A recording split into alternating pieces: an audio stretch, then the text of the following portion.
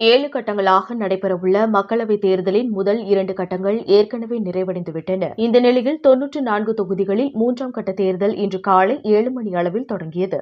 இதில் பிரதமர் நரேந்திர மோடி தனது ஜனநாயக கடமையை ஆற்றியுள்ளார்.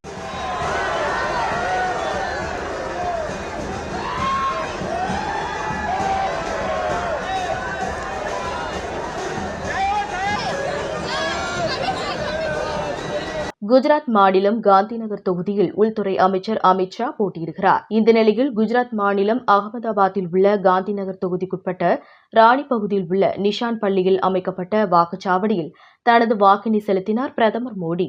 இதனைத் தொடர்ந்து உள்துறை அமைச்சர் அமித் ஷாவும் தனது வாக்கினை செலுத்தினார்.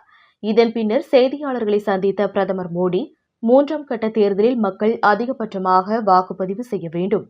வெயில் அதிகமாக இருப்பதால் அனைவரும் அதிகம் தண்ணீர் அருந்த வேண்டும். மேலும் தேர்தலின் போது வன்முறை சம்பவங்கள் பதிவாகவில்லை. எனவே தேர்தல் ஆணையத்திற்கு எனது பாராட்டுகள் என்று தெரிவித்துள்ளார். 3ஆம் கட்ட தேர்தலை பொறுத்தவரை மொத்தம் 94 தொகுதிகளில் இன்று வாக்குப்பதிவு நடைபெறவுள்ளது.